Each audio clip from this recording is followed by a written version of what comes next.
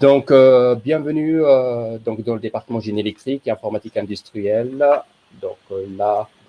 À travers ces slides-là, je vais vous présenter un peu le but génie électrique et informatique industrielle. C'est un nouveau diplôme qui va arriver. C'est un diplôme national aussi. C'est un diplôme public orienté vers la pratique avec un fort encadrement pédagogique et surtout un lien étroit avec le monde professionnel qui sont très, très demandeurs de nos diplômés. Donc, les domaines du génie électrique sont l'électronique, l'informatique industrielle, l'automatique, qu'on voit un peu dans les entreprises, l'énergie, l'aéronautique et spatiale, la télécommunication et le domaine robotique. À travers ce nouveau diplôme, vous allez voir les notions ou vraiment ces éléments du domaine génie électrique. C'est un nouveau diplôme qui remplace le DUT qui commence à partir de septembre 2021. Je vous ai mis à chaque fois dans les slides un lien vers le but G2I. C'est le site national de l'ensemble des diplômes BUT génie électrique sur le plan national. Donc, n'hésitez pas à aller avoir un peu plus d'infos sur ce site-là. Donc, c'est quoi le but? Le but, donc, c'est un bachelor universitaire de technologie. Donc, c'est un diplôme avec un c'est-à-dire sur 3 ans. Donc, vous avez un parcours sur 3 ans, comparé au DUT, qui est un parcours sur 2 ans. Sur l'ancien DUT, donc, l'étudiant a son diplôme de technicien au bout de 2 ans. Il a la possibilité de continuer sur les licences pro et les écoles d'ingénieurs à partir de la 2e année. Donc, après, il s'insère dans le monde professionnel ou il s'insère après un diplôme d'ingénieur.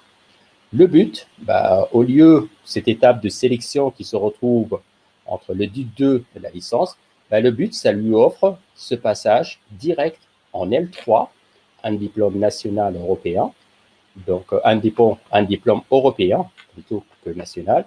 Ça lui permet d'avoir directement l'équivalent de Bac plus 3. Sachant, après le Bac plus 3, il peut aller dans les écoles, les masters, l'insertion professionnelle, comme aussi cette option de partir à partir de 2 ans, elle reste encore sur le nouveau diplôme BUT, où l'étudiant peut avoir, au bout de 2e année, un DUT, une nouvelle formule, et il peut s'insérer dans les écoles d'ingénieurs. Le vivier de BUT génie électrique, ce sont des étudiants venant d'un bac, des lycéens venant d'un bac généraux et technologiques. Donc, si je reviens un peu sur le BUT génie électrique, c'est un diplôme, sur les 3 ans, on a 2000 heures de cours. C'est une formation aussi technique avec une pédagogie formée et fortement axée sur la pratique et sur les projets. On retrouve 600 heures de projets tutorés sur les 3 ans, 22 à 26 semaines de stage en France et à l'étranger. Et une particularité du BUT aujourd'hui, c'est la mobilité vers l'étranger aussi. Donc, le cadre de fonctionnement d'un étudiant quand il arrive à l'IUT, c'est la même chose. Donc là, il y a des travaux pratiques qui vont être réalisés par un groupe de 14 étudiants au maximum, c'est entre 12 et 14. Donc, des travaux dirigés par un groupe de 24, 28 étudiants, des cours magistraux par promotion complète. L'avantage d'un BUT de ce nouveau diplôme-là, c'est qu'il y a une nouvelle méthodologie de pédagogie par compétence. Et l'évaluation, c'est comme avant, l'évaluation par le système vraiment de contrôle continu et par compétence aussi. Donc, on revoit le mot compétence qui arrive. On va voir après un détail, c'est quoi ces compétences. En réalité, voici le référentiel des compétences. Un étudiant, quand il s'inscrit en première année, il va travailler 2 compétences. Il va avoir ces 2 compétences. Les 2 compétences qu'il va essayer de travailler, c'est la conception et la vérification. La conception et la vérification, c'est quoi? C'est tout simplement concevoir un système, que ce soit électronique, industriel, dans le cadre du génie électrique, et vérifier que vraiment, il y a des techniques de vérification sur ce matériel-là, si c'est fonctionné ou pas. À partir de la 2e année, la notion de la conception, ça continue, sauf qu'elle n'est plus d'un niveau débutant, mais elle est d'un niveau intermédiaire. Donc là, il continue à consolider un peu la conception pour un niveau encore plus élevé. la vérification, et il voit arriver aussi la maintenance de ce qu'il a conçu, ce qu'il a vérifié. Donc, cette maintenance-là, comme troisième compétence. Et à partir de la deuxième année, un étudiant peut choisir un parcours. C'est-à-dire ce qu'on appelle parcours, c'est une spécialité. On verra tous les parcours tout à l'heure. Il y en a 3 dans le domaine de génie électrique, mais l'étudiant ne peut choisir qu'un seul parcours. Il ne peut pas choisir 2. À la fin de deuxième année, l'étudiant peut se dire, bah, écoutez, moi, je vais aller vers une école d'ingénieur. Donc, à partir de là, il peut sortir à ce niveau-là pour avoir un DUT, nouvelle formule. Sinon, il peut continuer aussi à vraiment à faire mûrir un peu ses compétences. La conception au niveau compétent, encore, ça demande encore d'autres éléments. Et puis, il peut avoir aussi la compétence de troisième année au niveau des parcours. Donc, les 3 parcours dont je parlais sont les suivants. Bah, ils commencent à partir de la deuxième année. C'est l'automatisme et l'informatique industrielle. Vous avez l'énergie, la maîtrise de l'énergie, l'électronique et système embarqué. L'IUT de Rouen a choisi 2 parcours à mettre en place. L'électronique et système embarqué et l'automatisme et l'informatique industrielle. Ce choix s'est basé vraiment sur l'offre d'emploi qu'on a dans le bassin normand ou dans le bassin vraiment régional. On a beaucoup d'entreprises qui travaillent dans ces 2 domaines.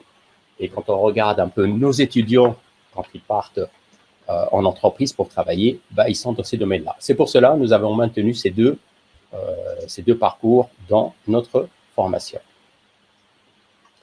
Bon, quand on parle d'un nouveau diplôme, bah, on va parler d'un nouveau programme. Je ne vais pas rentrer en détail de ce transparent-là. La seule chose qu'on peut retenir, c'est que dans le nouveau programme, c'est-à-dire les étudiants vont voir 2 compétences à acquérir. Dans ces compétences-là, il y a des parties théoriques, ce qu'on appelle les ressources. Un pôle théorique, c'est les ressources. Et un pôle vraiment expérimental, c'est ce qu'on appelle les SAE. Une SAE, c'est quoi?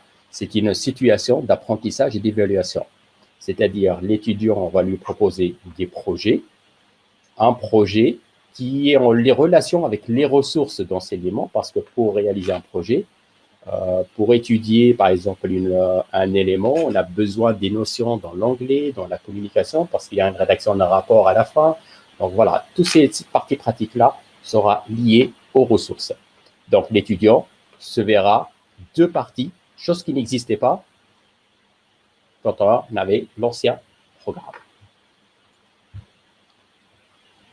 À la fin du BUT, les étudiants peuvent aller dans le marché de l'emploi, donc c'est ce qu'on appelle l'insertion professionnelle.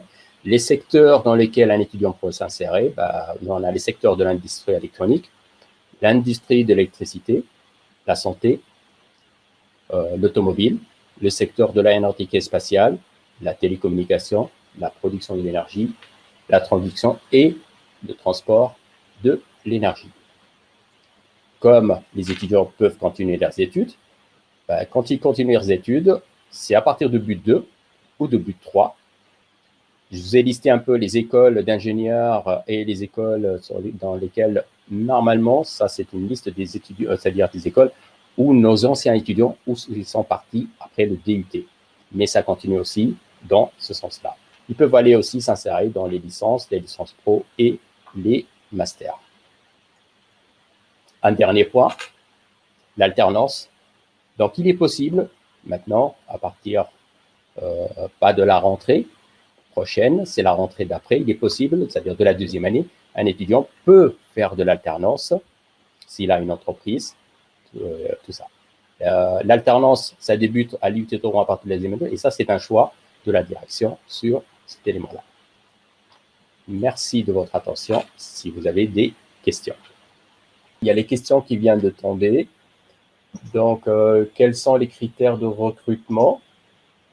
Donc, les critères de recrutement, donc là, c'est simple, un bon dossier, une motivation pour venir dans le département et les notes. Et normalement, on a aussi ce qu'on appelle les recommandations des enseignants du lycée.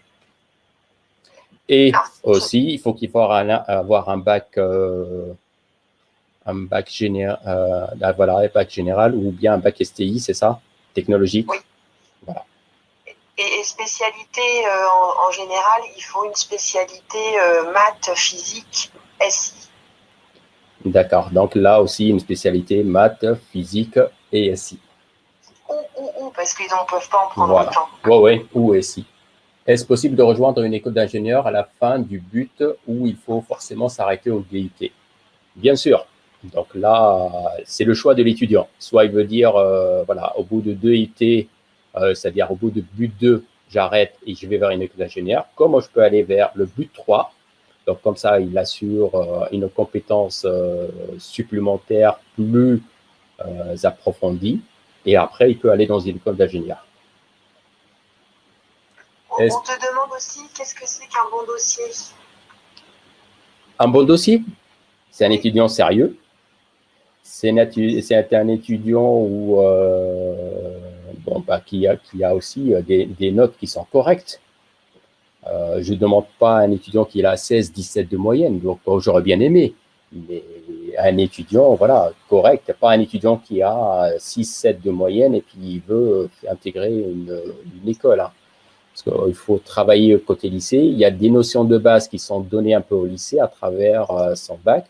Nous, on va se baser par rapport à ces notions-là et puis on essaie de les améliorer. Tu as une réponse supplémentaire, Nathalie, ou pas? Non, vous avez toutes vos chances avec, si vous êtes un étudiant qui travaille sérieusement et qui s'investit dans les différentes matières que vous pouvez avoir en terminale.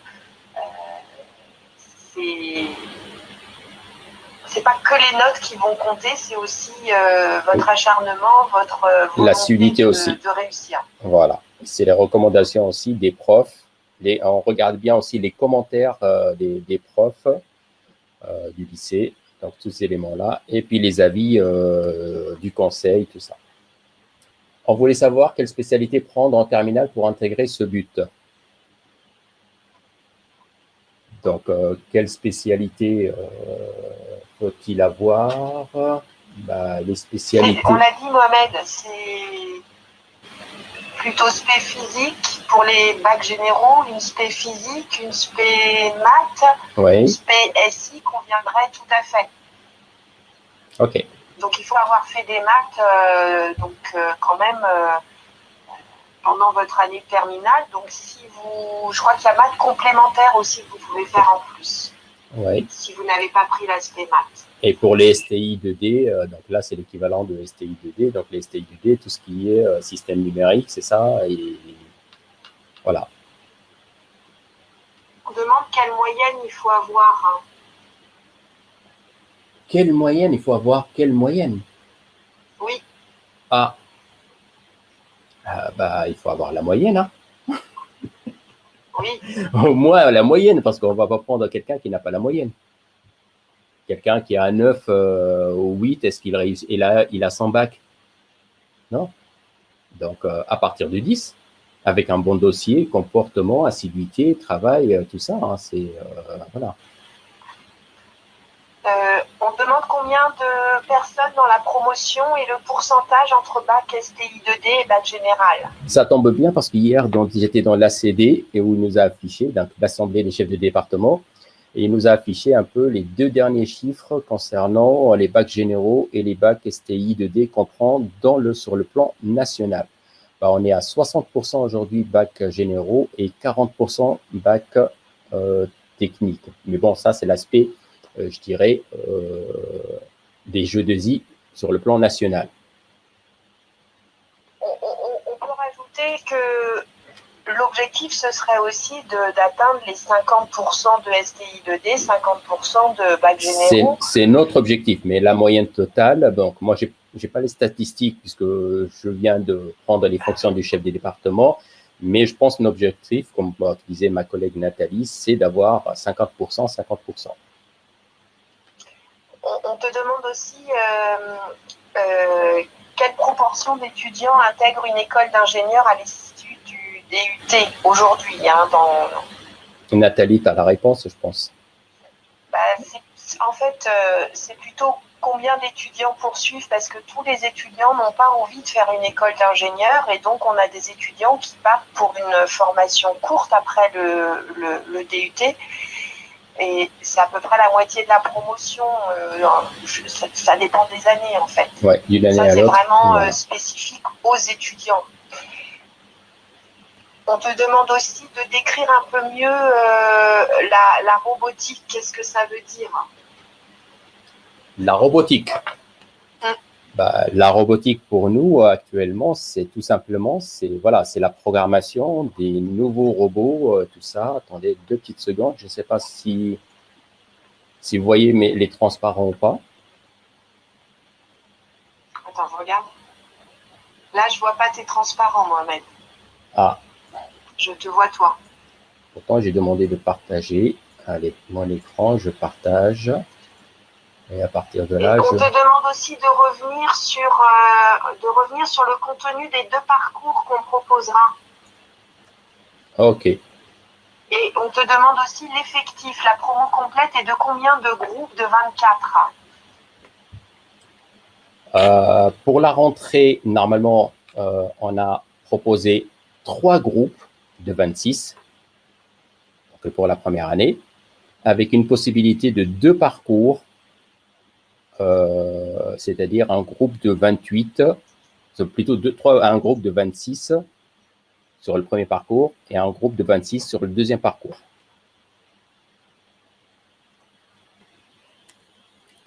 Et je reviens là. Donc, la robotique. La robotique, normalement, c'est tout ce qui est domaine de programmation, soit dans le domaine industriel, soit tout simplement, aujourd'hui, on travaille un petit peu sur tout ce qui est les petits robots qui sont gérés par des cartes Arduino, par des éléments. Voilà, donc c'est un élément qu'on va essayer de mettre en place. On ne va pas aller dans le domaine robotique à 100% pur, mais on va donner les notions pour programmer les robots. Programmer le robot, c'est de l'informatique embarquée. Il y a le système embarqué, donc là, il y aura la mise en place, la création aussi, la mise en place des petites cartes dans lesquelles on intègre des programmes, tous ces éléments-là. Est-ce que tu peux décrire en détail les 2 parcours de deuxième année? Voilà. Dans les 2 parcours, l'électronique, c'est embarqué. Donc, c'est de l'électronique. Donc, ça vous permet d'analyser, concevoir, réaliser des systèmes électroniques. Donc, c'est des petites cartes que vous allez concevoir. Comme vous le voyez à ce niveau-là, vous avez une petite carte et vous avez une petite carte Arduino, hein, c'est là-dedans. C'est un système autonome qui devient autonome. Et dans cette partie-là, il faut faire attention. Il y a aussi, puisque c'est un système autonome, normalement, on doit maîtriser la consommation énergie, tout ça. Donc, vous voyez, même des notions d'énergie d'un 3e parcours. Nous, on ne va pas faire la spécialité énergie, mais on va étudier des éléments de l'énergie. Donc, ce parcours aussi, il est apte à intégrer, c'est-à-dire vous rendra apte à intégrer, programmer, installer, mettre en communication, maintenir tous les équipements électroniques autour des thématiques liées au domaine de la domotique. Donc là, aujourd'hui, avec des cartes Raspberry, on a la possibilité de rendre la maison autonome. Donc ça, c'est des petits projets, des SAE qu'on va essayer de mettre en place pour que l'étudiant s'épanouisse dedans, puis voilà, il va développer des petites choses. On va travailler aussi sur les objets connectés. Ce qui est IoT, aujourd'hui, la plupart des entreprises, c'est des entreprises connectées. Quand on regarde l'industrie 4.0 aujourd'hui, l'industrie 4.0 demande un certain nombre d'informations qui passent par la communication 5G ou bien la communication LoRaWAN, tous ces éléments-là. Et vous allez apprendre aussi comment les systèmes électroniques communiquent leurs données par voie hertzienne. Et ça, c'est une spécialité de Rouen qu'on ne retrouvera pas ailleurs, puisqu'aujourd'hui, on a une licence aéronautique et spatiale. Et cette licence-là, donc, on enseigne dedans tout ce qui est domaine hyperfréquence, radar, et tous ces éléments-là. Comme aussi les communications par fibre optique. Certes, les 2000 heures ne font pas de vous un ingénieur dans le domaine robotique. Par contre, ça vous donne les notions pour un technicien pour pouvoir travailler, débuter. Et après, l'acharnement personnel fait que, bon, à vous de voir après comment vous pouvez avancer.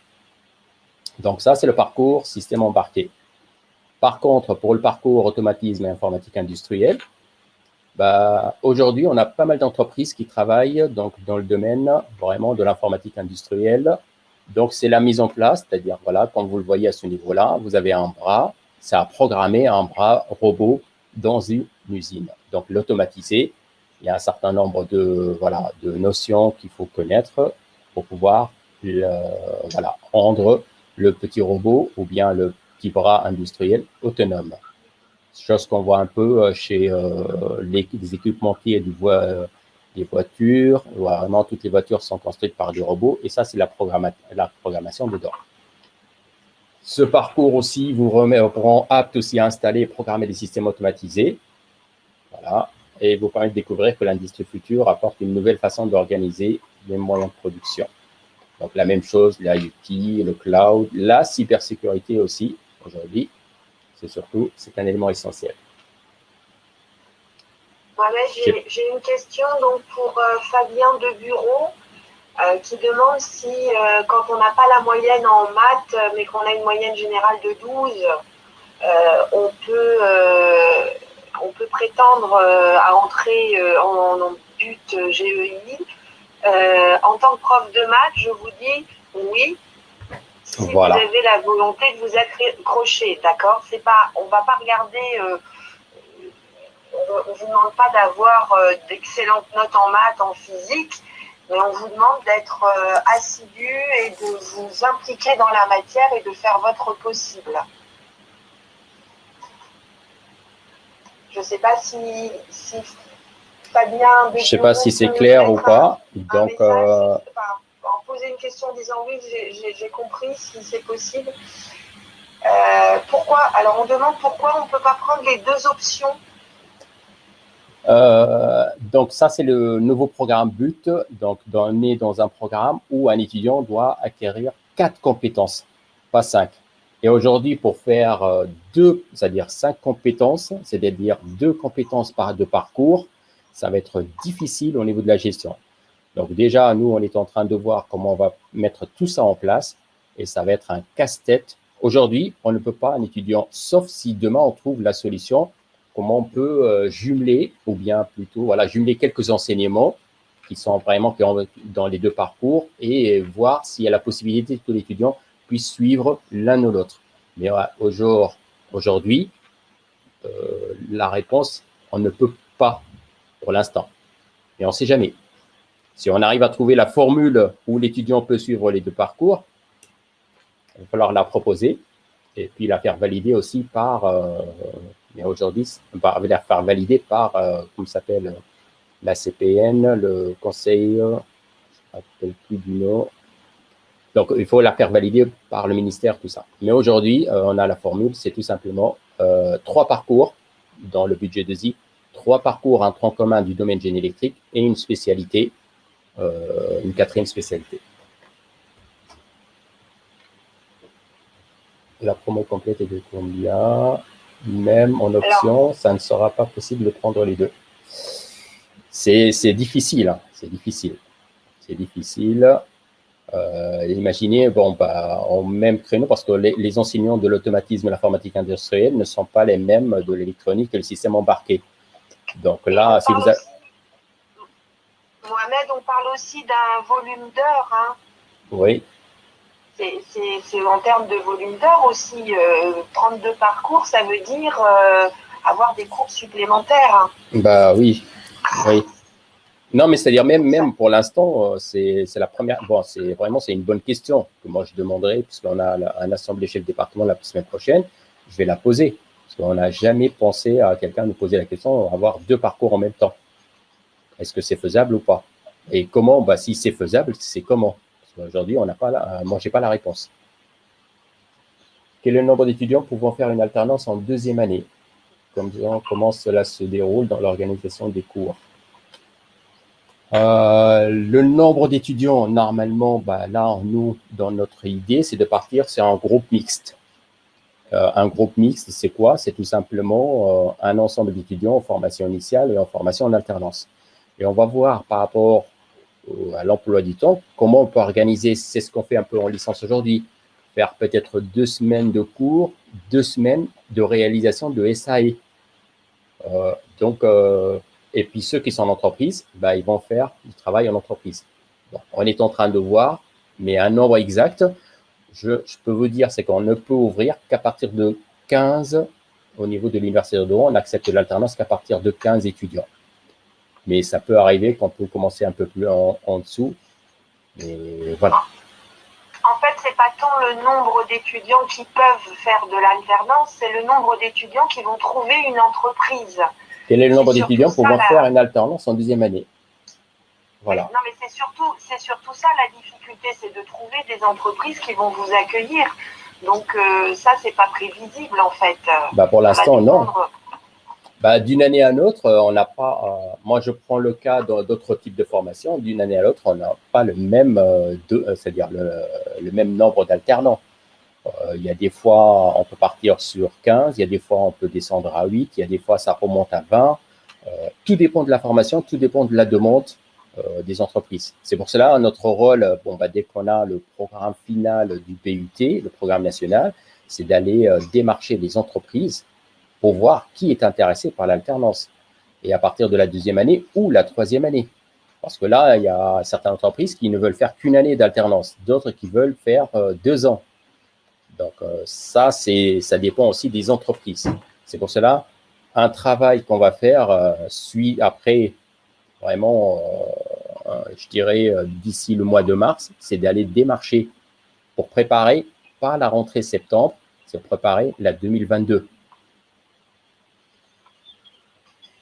Combien de dossiers de candidature recevez-vous chaque année? Nathalie, tu as la réponse, je pense. Non, je n'ai pas. C'était Pascal Ferré. Mais... Pour une autre question, pour rentrer en école d'ingénieur en alternance, qu'est-ce qui vaut mieux, avoir déjà fait de l'alternance avant ou pas?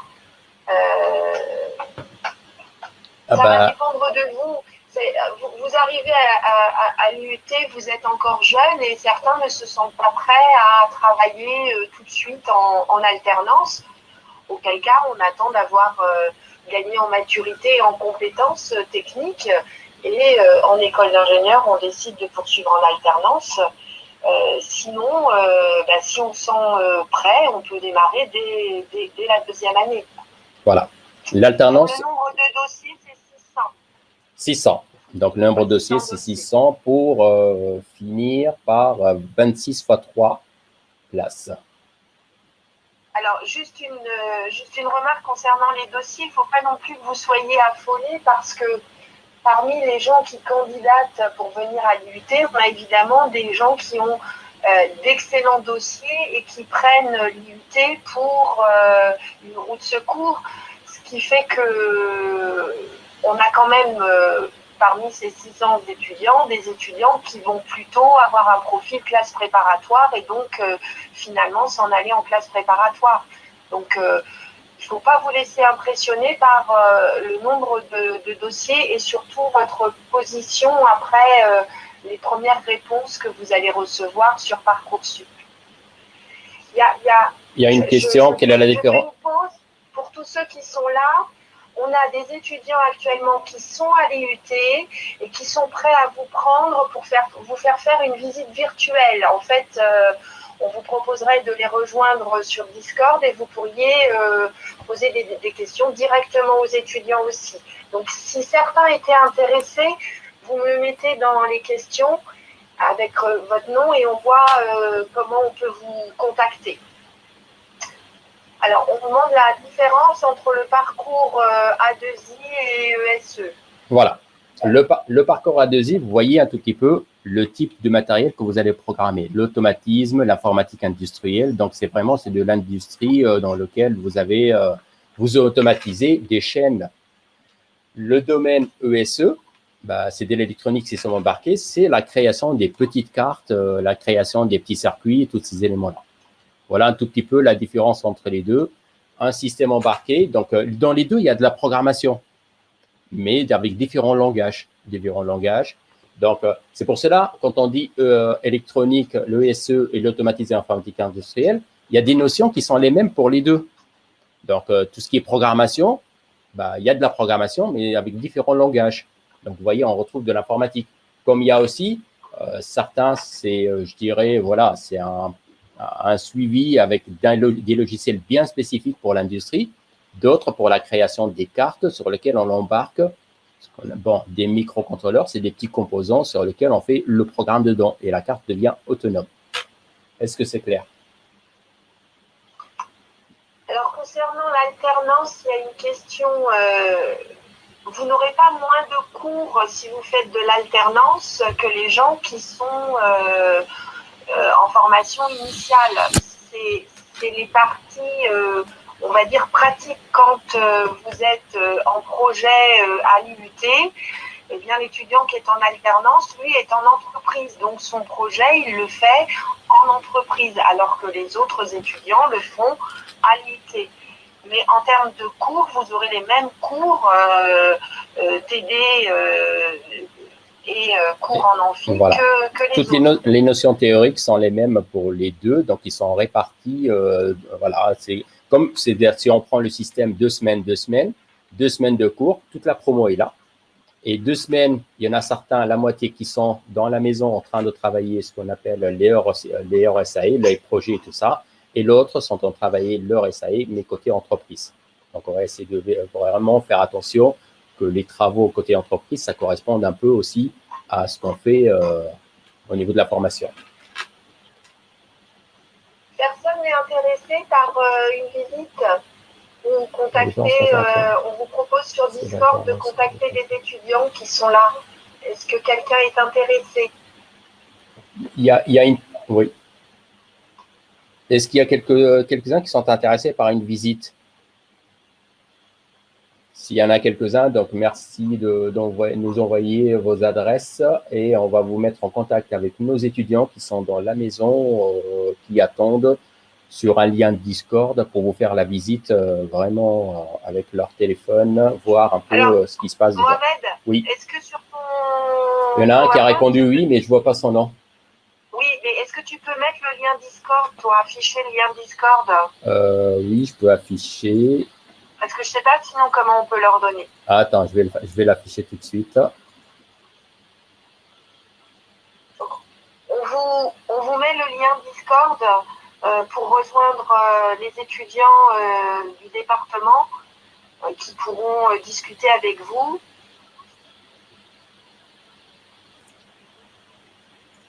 Est-ce que vous le voyez?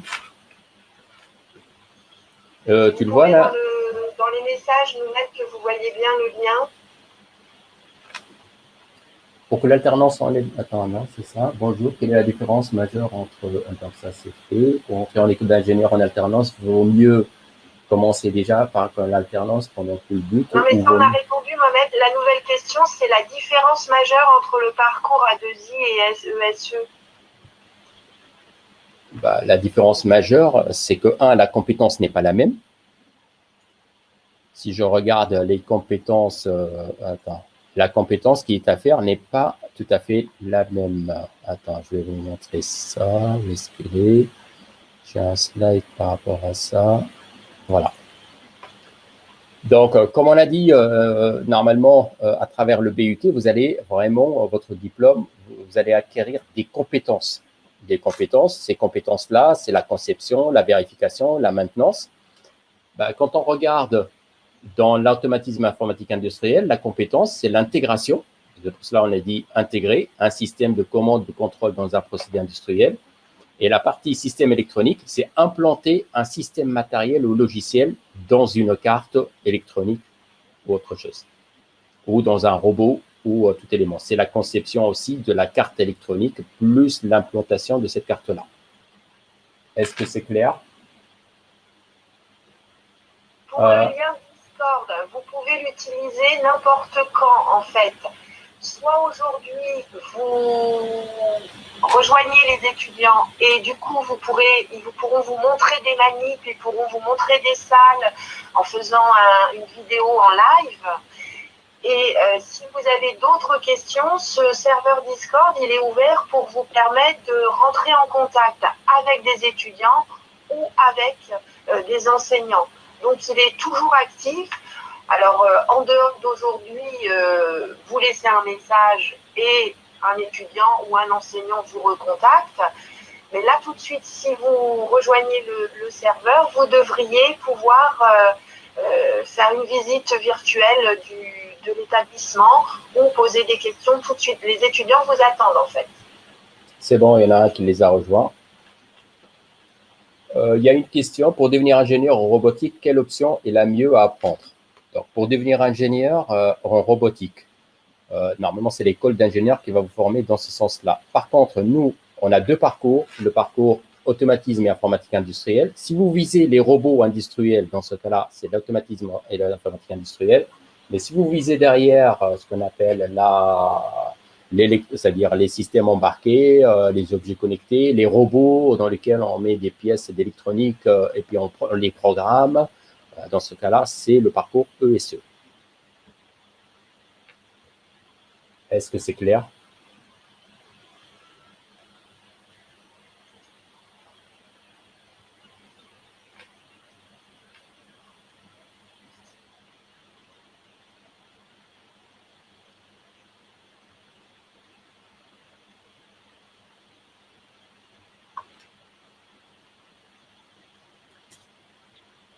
Sinon, il y a une possibilité aussi, tous les enseignants de génie électrique, normalement, sont sur le site. Vous pouvez les solliciter avec un rendez-vous pour poser des questions spécifiques. Si vous avez besoin des questions c'est-à-dire qui concernent l'informatique industrielle, il y a des enseignants spécialistes. Vous pouvez solliciter n'importe qui. Vous dites, s'il ne sait pas le spécialiste, vous lui dites qui est de chez vous, et puis là, vous envoyez, il va vous donner des noms. Toutes les personnes, tous les enseignants spécialistes dans les différents domaines sont sur notre site si vous voulez discuter directement, prendre des rendez-vous ou faire des chats avec eux à travers l'interface Discord. Donc, pas trop. Ça doit être, t'as dû demander ce que vous avez compris, je pense, mais... Est-ce que vous pouvez être clair par rapport à pas trop?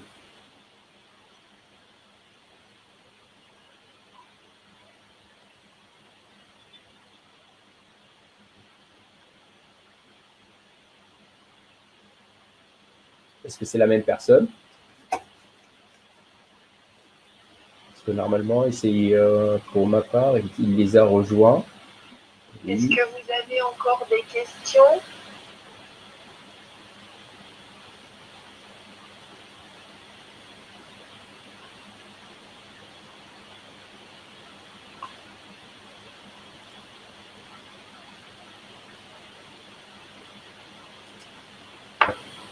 Il y a d'autres questions? Ce n'est pas trop clair sur le sujet pour devenir ingénieur en robotique. Ingénieur en robotique. Donc alors, bon, pour que ça soit clair, dites-nous qu'est-ce que vous voulez faire dans le domaine robotique. Parce que le robotique, c'est vaste. Soit c'est Oui. En fait, je pense qu'il ne faut pas non plus que vous vous inquiétiez. Parce que ces options que vous allez pouvoir choisir ne vont pas déterminer le domaine dans lequel vous allez travailler. Vous allez quand même conserver un diplôme scientifique, ce qui vous ouvrira des portes vers des écoles d'ingénieurs qui ne sont pas forcément directement en lien avec l'option que vous avez choisie. Vous allez avoir développé certes des compétences dans ce domaine-là, mais vous garderez quand même des compétences dans les sciences en général. Je vous donne un exemple de ce qui se passe actuellement. Quand on prend les étudiants de DUT Génie électrique et informatique industrielle, donc les étudiants ont vu des notions dans le domaine génie électrique, dans l'informatique et dans le réseau industriel et le réseau informatique. Aujourd'hui, un étudiant d'un DUT Génie électrique peut postuler dans des licences réseau et télécom. Et ils peuvent aussi réussir sans problème. Et on a eu des étudiants, aujourd'hui, ils sont dans le marché de l'emploi, dans le domaine du réseau. Donc, vous voyez, quand vous partez, quand vous prenez le parcours AII, vous allez faire de la programmation robotique orientée industrie, ou vous allez faire le développement vers la robotique, vers les robots qu'on voit un tout petit peu comme sur la photo, les fameux petits robots. Bon, tout ça, c'est de la programmation en arrière-plan. Donc, les notions que vous allez les avoir dans les deux. Si on est un bon programmeur, on peut s'y mettre sans problème sur d'autres notions et on programme aussi les petits robots ou dans le domaine de l'automatique, parce que là aussi, il y a de la programmation à faire avec des logiciels spécifiques. Après, les notions de programmation sont les mêmes, juste le langage qui change.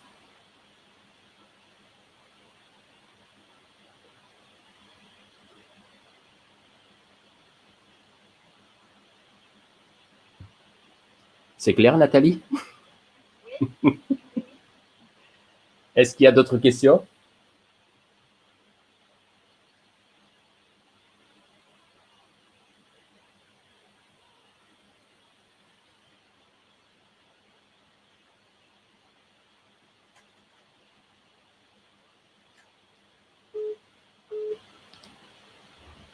Merci pour votre réponse. Bah, merci à vous. Hein.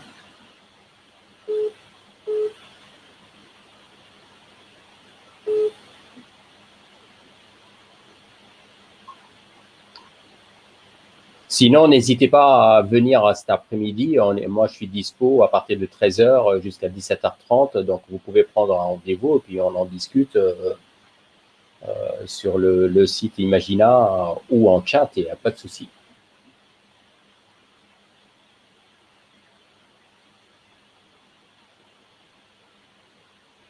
Y a-t-il d'autres questions?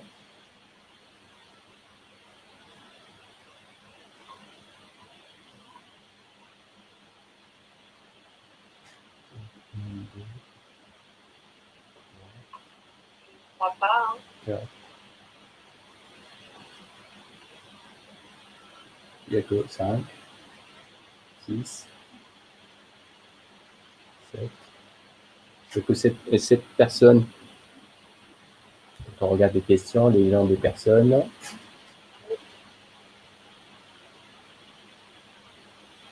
Il y a encore du monde dans le salon? Sinon, j'arrête.